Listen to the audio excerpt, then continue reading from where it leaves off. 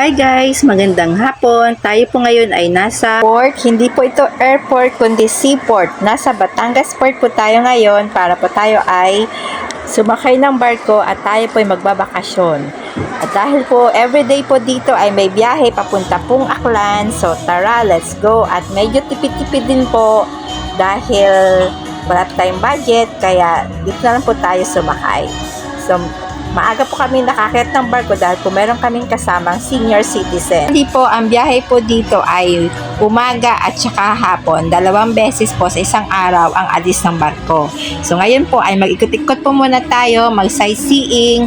Yan na po yung mga pasaherong padating. Pasakay na po ng barko yan.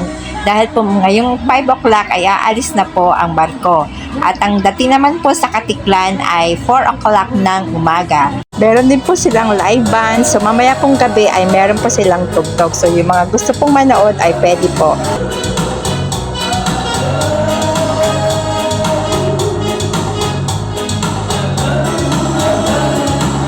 Ito po yung lobby ng barko. Ito po ay nasa tourist section. Dahil po para po medyo masarap ang tulog namin, naka-aircon. Ang kinuha po namin ay tourist. Meron din pong economy na nasa taas po. So, open air po siya. So, ayan po. Pa-check lang natin yung ating higaan. Yan. So, pwede po dyan mag-upo-upo. So, ngayon po ay paalis na kami. So, meron po silang orientation para po sa paggamit ng life vest para po anumang mangyari ay alam po natin kung paano gamitin. Pero asap naman, maayos naman po ang aming paglalakbay. So, andito na po kami sa Katiklan Port. So, ayan po yung barko. So, madaling araw po, nandito na po kami. So, waiting na lang po kami ng pero paglabas naman po ay meron ng van naghihintay. Waiting lang po ng mga pasahero para po umalis na. Yan po yung dito rin po sumasakay papuntang Boracay.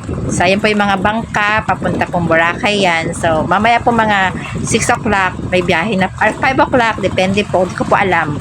Basta, ayan na po, yan po yung mga naghihintay na bangka. Ang pamasahe po dito ng van ay 50 pesos po ang isa hanggang Nabas po yon.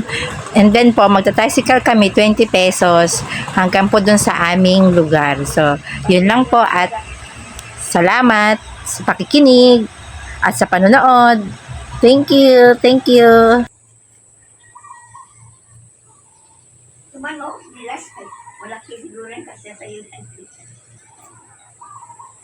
Subscribe.